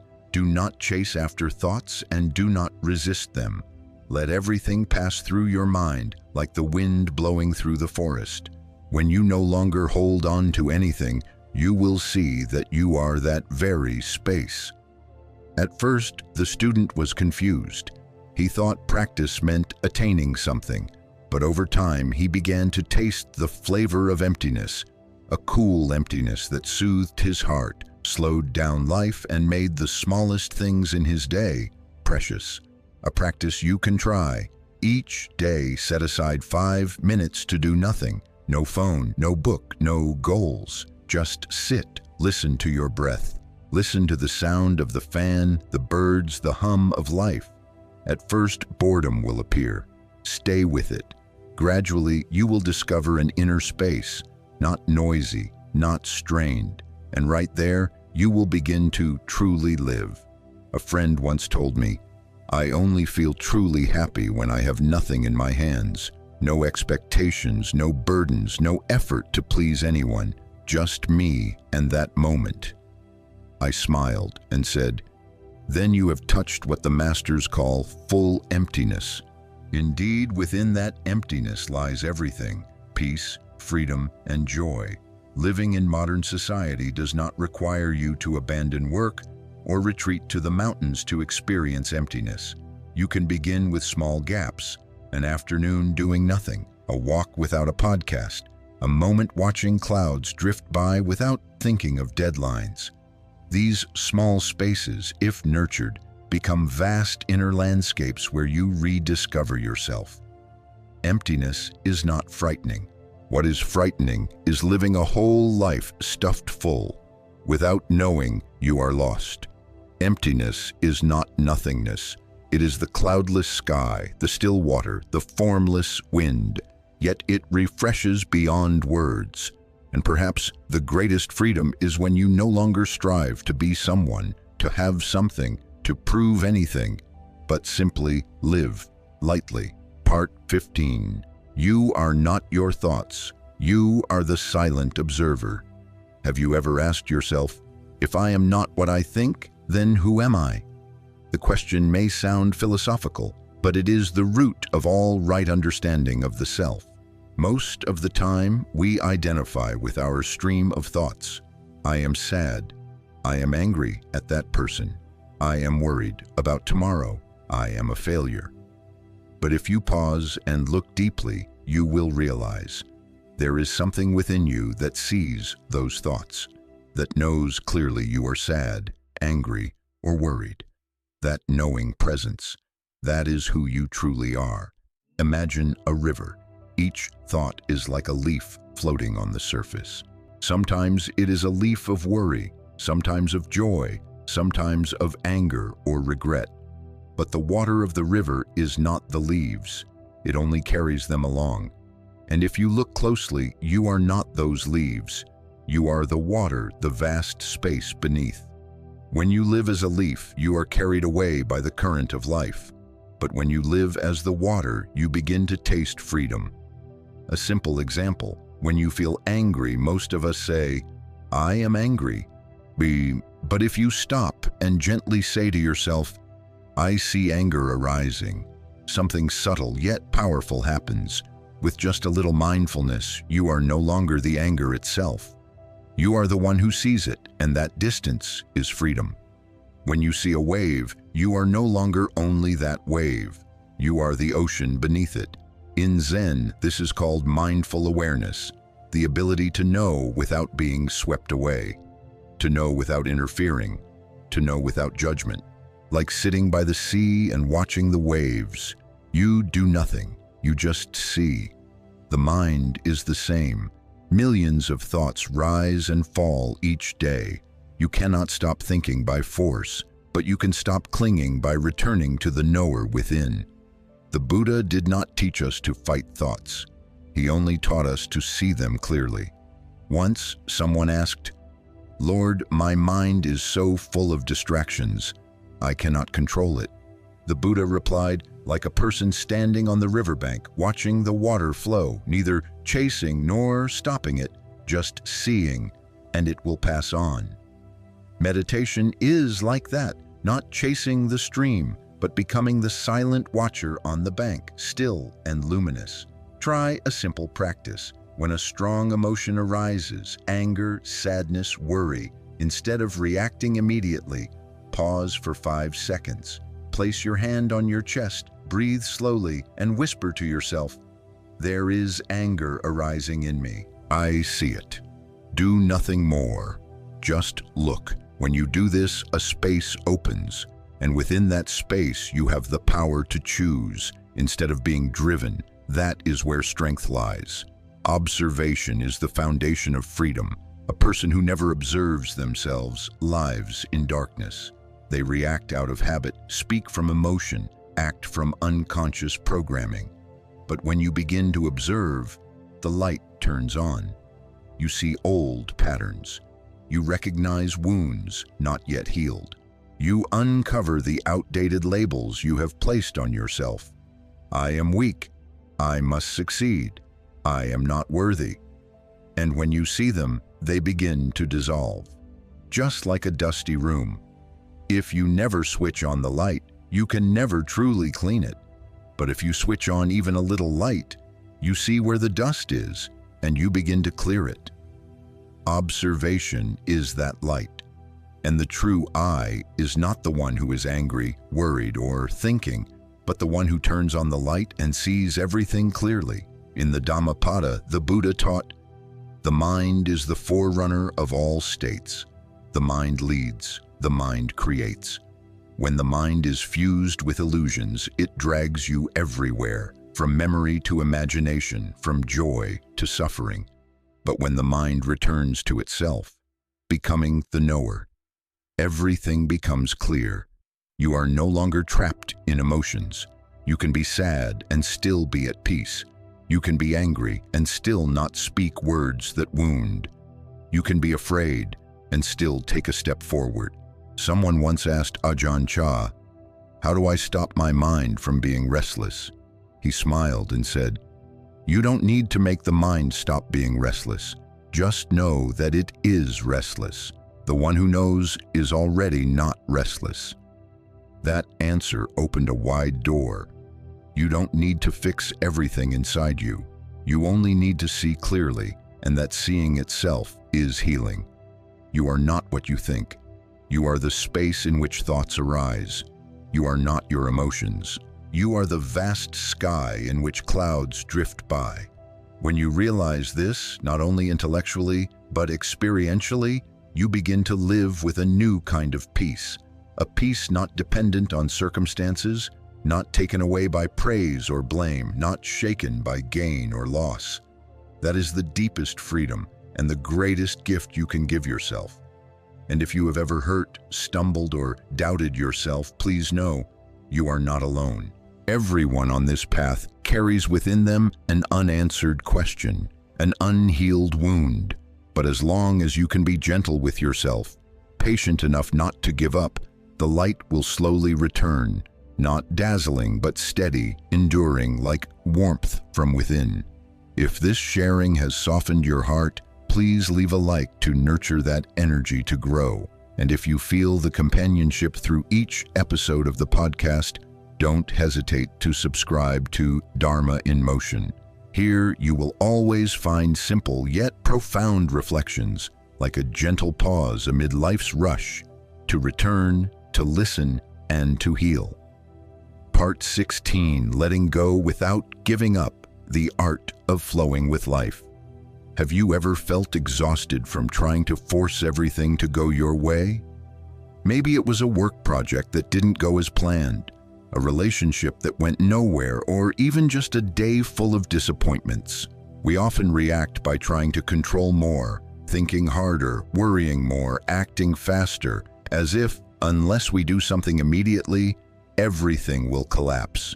But the truth is, the more we try to control, the deeper we sink into a spiral of exhaustion, frustration, and anger. In Zen, there is a concept called Wu Wei, not doing nothing, but acting without clinging to results, without being driven by greed, anger, or ignorance. It means living fully in each moment, giving your best effort, and yet letting go enough not to be bound by what comes afterward. Like a person throwing a stone into a lake, they focus on the movement, the posture, the trajectory. But once the stone leaves their hand, they let it go. No grasping. There is a story of a Zen master who once took his student up a mountain to gather herbs. Along the way, the student accidentally dropped his precious water jar. Panicked, he was about to chase after it when the master said, "If you keep thinking about the jar, you will fall off the cliff." The student froze. That teaching was not just for that moment, but for life itself. If we keep clinging to what is lost, regretting or trying to fix what has already slipped away, we will miss what is here now. Letting go does not mean shirking responsibility, being lazy, or indifferent to life. Letting go is an inner act, when you stop fighting reality and begin to live with it. When you are stuck in traffic, grumbling won't make the cars move faster. But if you take a deep breath, roll down the window, let the breeze in, you can feel the morning, hear the horns as part of the city's symphony, You can even smile. You are still in traffic, but you are no longer its victim. Letting go is not passivity. It means not letting your mind be controlled by what is beyond your reach. You still act, but without punishing yourself. You still care, but without clinging. You may have expectations, but you are not enslaved by results. This is the spirit of diligence without attachment, a profound wisdom in the Dharma. A student once asked his master, "Teacher, how do I know when to let go and when to hold on?" The master replied, "Look at your hand. When you grip something too tightly, it hurts. When you open it, it feels light. In the same way, if something causes you prolonged stress, anxiety, or weariness, that is the sign to let go. Not because you are weak, but because you are beginning to understand." A very practical exercise. Each day, take 5 minutes to reflect on what troubles you most. Write it down, then ask, "Do I really have control over this?" If yes, make a plan. If no, breathe and let it go. Simply distinguishing what is within reach and what is not already halves your suffering. I once met a friend, a successful entrepreneur who planned everything: his schedule, finances, relationships, even personal growth. Then one day, he had an accident, something completely beyond all his calculations. After months in the hospital, he told me, "I used to think I controlled life. Now I see I only pass through it. The tighter I hold, the more it slips away. Now I learn to live like water, flowing where it needs to flow, stopping where it needs to stop." His words captured the essence of letting go, not straining, not forcing, not demanding life to follow your script. Letting go without giving up means you live wholeheartedly, but without demanding life to be perfect. You love someone, but do not force them to stay. You work hard, but do not let failure define you. You allow things to be as they are, and yourself as well. Letting go does not come from reason alone. It comes from experience. You will only truly let go when you are tired enough, hurt enough, and mature enough to realize control is an illusion, peace is a choice. And sometimes the most beautiful things happen only after you have truly, wholeheartedly let go. Part 18. You are not lacking anything. You just haven't paused long enough to realize it. In an age of goals, self-development, and the mantra of a better version of yourself every day, people tend to believe that happiness lies somewhere ahead, where a more perfect version of themselves is waiting to be activated. And so we rush. Each morning we wake already hurried, our minds filled with to-do lists. Each evening we lie down still feeling incomplete because we haven't reached the KPI of an efficient day. Weeks, months, years slip by. One day you stop and ask, what am I really living for? Why does everything still feel so empty? That emptiness does not come from not having enough. It comes from not being fully present with yourself. You live in a state of inner postponement, delaying joy, presence, and connection, waiting for some achievement to fill the gap. But like a bucket with a hole, no matter how much you pour in, it leaks away, because what needs healing is not on the surface.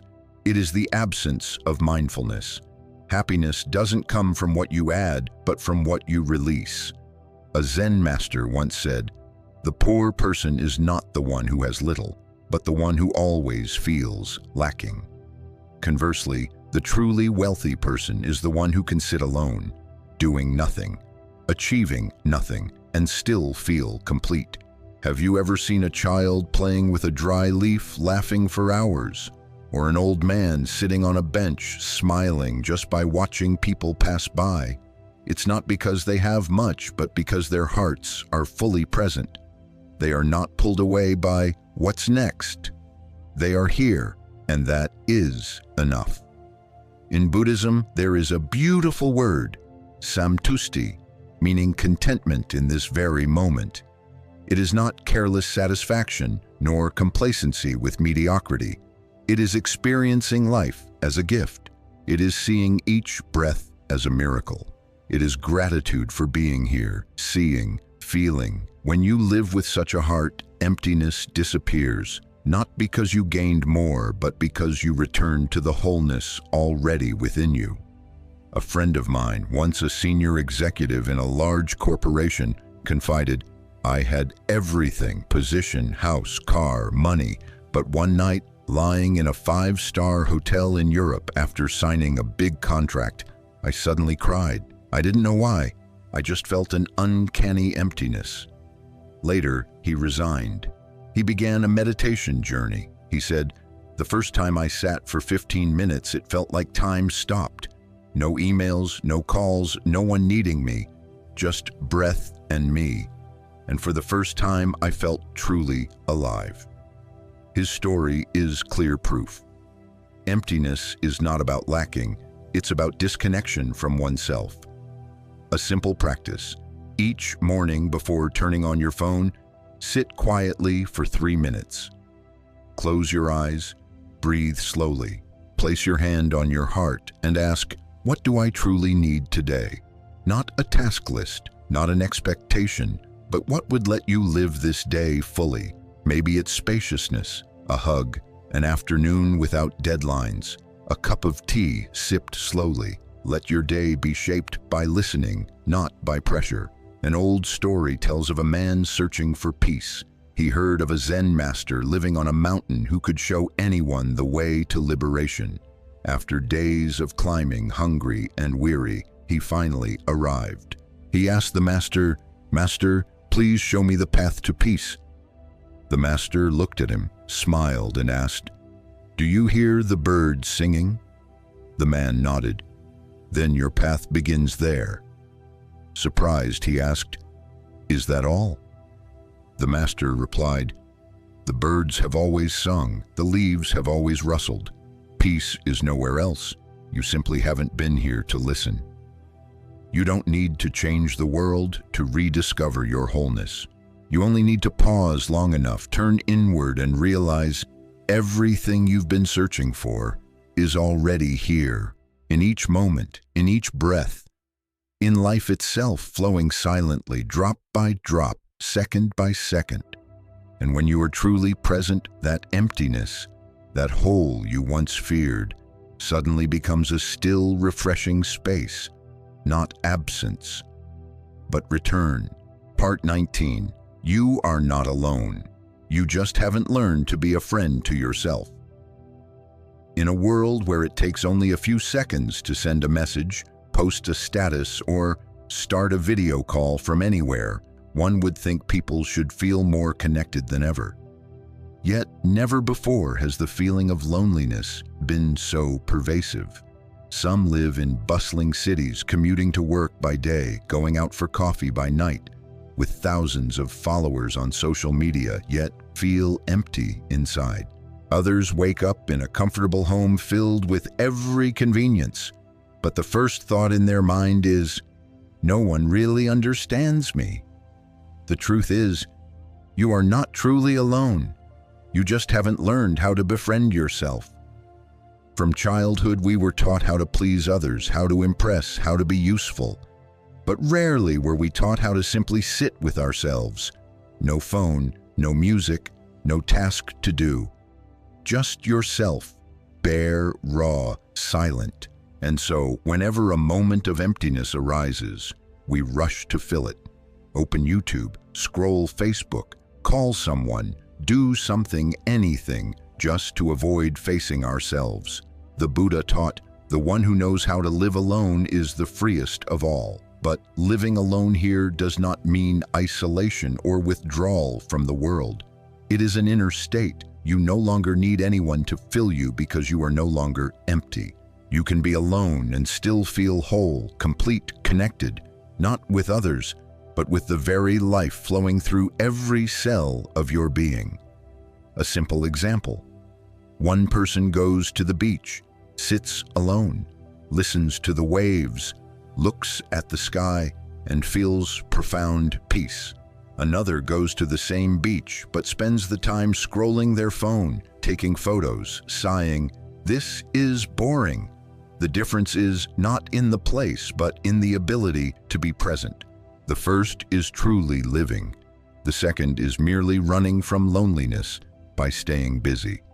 Ajahn Chah once said, "The feeling you call loneliness is actually an invitation to return to yourself." Once you learn to sit still, do nothing, just breathe, and watch your mind drift by like passing clouds, you will discover within you a deep, quiet spring. There, no one judges you, no one abandons you, no one hurts you. There is only you and your breath.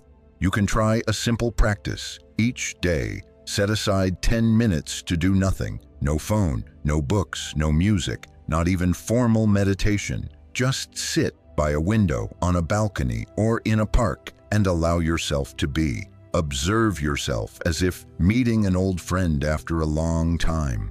At first, it may feel uncomfortable. You may feel empty, bored, even sad. But don't run away. Stay with it. Because if you cannot spend 10 minutes with yourself, how can anyone spend a lifetime with you? Loneliness does not come from a lack of people. It comes from a lack of true connection. And true connection begins from the inside out, not the outside in. When you connect with yourself, you no longer need others to validate your worth. You don't need praise to feel valuable. You don't need constant company to feel you won't be abandoned, because you know you have always been here, already whole. In the Satipatthana Sutta, the Buddha taught 4 foundations of mindfulness: contemplation of the body, feelings, mind, and phenomena. This means learning to return to your body, your emotions, your thoughts, and the laws governing life itself. Step by step, you realize life has never abandoned you. You just forgot it for too long. And when you return, you no longer feel alone. You begin to see yourself as part of something vast. Every tree you pass, every drop of dew on a leaf, every morning breeze, all are inviting you, be here. A practitioner once shared, "I began my mindfulness journey when I dared to climb a mountain alone. No phone, no friends, just a light backpack and a few days of self-reliance. The first day I was anxious, afraid of everything. But by the third day I sat in the forest, watching leaves fall, hearing the birds, and tears just flowed. For the first time I felt I wasn't lacking anything." That story is clear proof. You don't need to leave the world. You just need to return to the world within. You are not truly alone. You just haven't yet learned how to live with yourself. Part 20. Change is not what's frightening. What's frightening is not changing. With life, life is an endless flow. A river never stands still. The seasons never repeat themselves exactly, and we ourselves, from body to thoughts, are constantly changing. Yet strangely, human beings are the ones most afraid of change. We cling to what's familiar as if losing it means losing a part of ourselves. We hold on to a job even when it drains us. We remain in a relationship even when it's cracked. We persist with old ways of thinking even though they exhaust us, because we fear, if I change, what will happen? But have you ever asked, what happens if we don't change? The answer is this: we fall behind, not because others are better, but because we are living in an outdated version of ourselves, like someone wearing clothes that no longer fit, struggling to move and wondering why they feel suffocated. Life is always inviting us to expand, but we can only open if we dare to let go. The Buddha taught, all phenomena are impermanent. This means nothing, whether emotions, possessions, or relationships, remains unchanged. When you truly understand this, fear of change gradually gives way to acceptance. And with acceptance, change no longer appears as an enemy. You begin to see it as a companion, sometimes arriving unexpectedly, but always carrying a gift. An old Zen master once told his disciple, "When you see a leaf fall, don't be sad. If the leaf didn't fall, the branch would have no space for new growth. Indeed, sometimes the old must vanish for the new to appear. If you hadn't faced a crisis, perhaps you would never have sought meditation. If you hadn't suffered a loss, perhaps you would never have realized what truly matters. Change is not always pleasant. It may come like a storm, a breakup, a sudden unemployment, or a life forced to start over. But remember, a seed only sprouts when its shell cracks. And humans are the same. We grow only when the old breaks apart. In those moments, the one thing that holds you steady is not a plan, but trust. Trust that you are not walking alone and that within you lies a strength greater than you imagine. Here's a practice you can try. Whenever you face a change, big or small, ask yourself, what exactly am I afraid of? Write it down, then ask, if the worst happens, could I survive it? In most cases, the answer will be yes. Finally, ask, if I step into this change with courage, what is the best that could come? The act of naming your fear, shining the light of mindfulness on it, that is already the first step toward transformation. In the Dhammapada, the Buddha taught, the only constant is change. It may sound paradoxical, but it is the deepest truth. When you stop resisting the flow of life, you are no longer swept away. You begin to ride it like a surfer on the waves. You learn to relax when needed, to hold firm when required, and always to stay centered within. In this way, change does not drown you. You evolve with it. A small story. There was a boy afraid of the dark. Every time the power went out, he panicked. One day, his grandfather handed him a candle and said, "Darkness isn't scary. It only means you haven't yet found your own light." Perhaps this is the same whisper life offers you whenever change knocks at your door. Remember, change itself is not what's frightening. The real fear is refusing to grow with it. And sometimes what you call a breakdown is actually life's way of rearranging things so you can finally become your true self. Part 21. Mindfulness is not somewhere far away. It begins right now. So you and I have walked together on a long journey. Not an outer journey, but a return back within. Each part of the podcast has been a gentle breath, each story a small step, each word of the masters, each fragment of teaching, each practice suggestion, like drops of water slowly nourishing the soil of the heart, perhaps a place you've long neglected or hurried past. If there is one essence to hold on to, it is this: mindfulness is not a distant goal. It is the return to this very moment. When you drink water and know you are drinking water. When you listen to a podcast and know you are listening. When you breathe and know you are alive. Mindfulness is that simple, not mystical, not difficult. But it requires one rare thing. Are you willing to pause long enough to truly live? Modern life teaches us how to gain more, but rarely teaches us how to stay. To stay with sadness when it comes. To stay with helplessness instead of denying it. To stay with joy instead of fearing its loss. And to stay with yourself when no one else is around. Yet this capacity to stay is the very root of peace. Once someone asked a Zen master, "How long have you practiced meditation?" He smiled and said, "I don't count by time. I only know I am present with everything I do. When I wash dishes, I wash dishes. When I eat, I eat. When I sit still, I sit still." The other asked in surprise, "That's it?" The master nodded, "That's it, but it takes a lifetime." That's what I want to tell you too.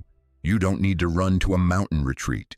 You don't need to read all 84,000 teachings. You only need to live each moment fully to begin mindfulness. When insulted, instead of reacting, take a deep breath. When you fail, instead of blaming, place your hand on your heart and listen. When joy arises, instead of rushing to the next thing, smile and give thanks. That is meditation. That is the way. That is living. You don't need to strive to become someone else. You only need to return to being yourself, fully. The Buddha never taught us to become Buddhas. He only taught us to see things as they are, and from there, live lightly, steadily, and lovingly, in the midst of life. Perhaps you will forget most of what this podcast has said, but if you remember just one thing, I hope it is this. You don't need to go anywhere to find peace. You only need to pause.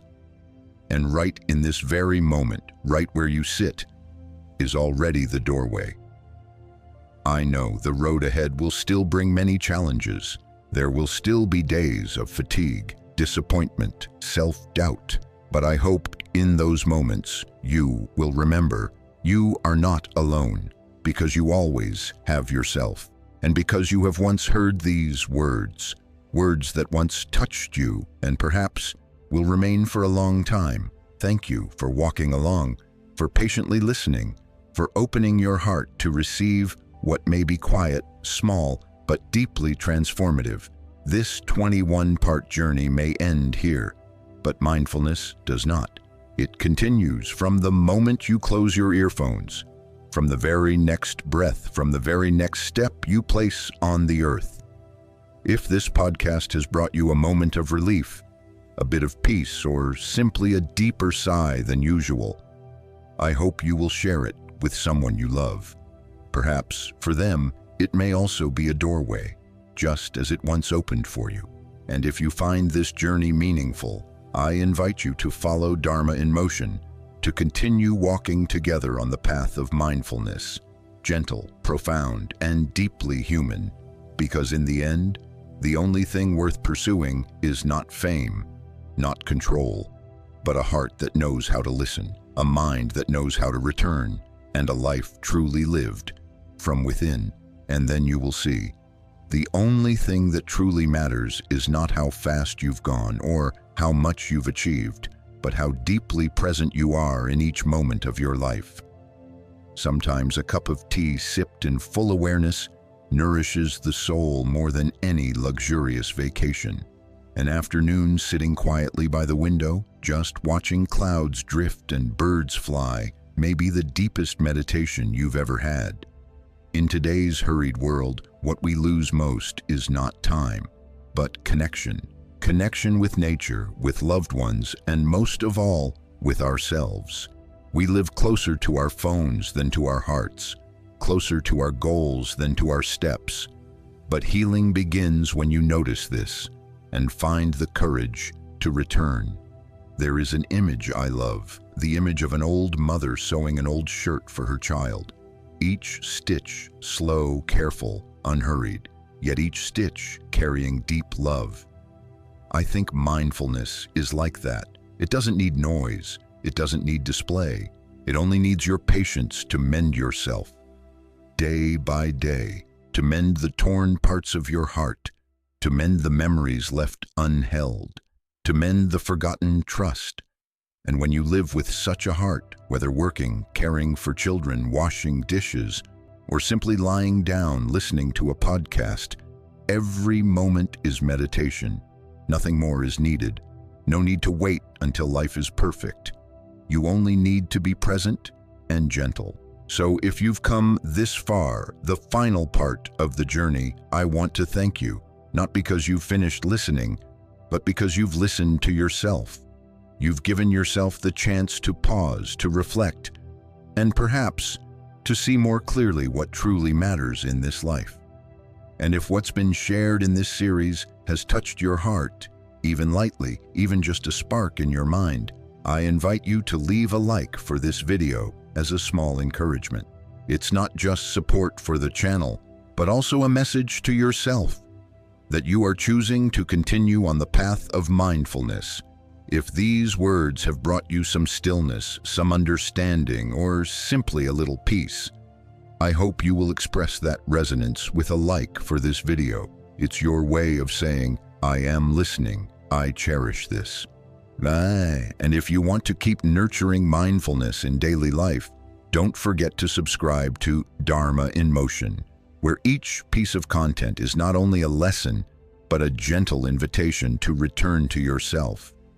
Give yourself the chance to touch depth a little each day, And perhaps just by listening 5 minutes a day, you'll realize peace has never been far away.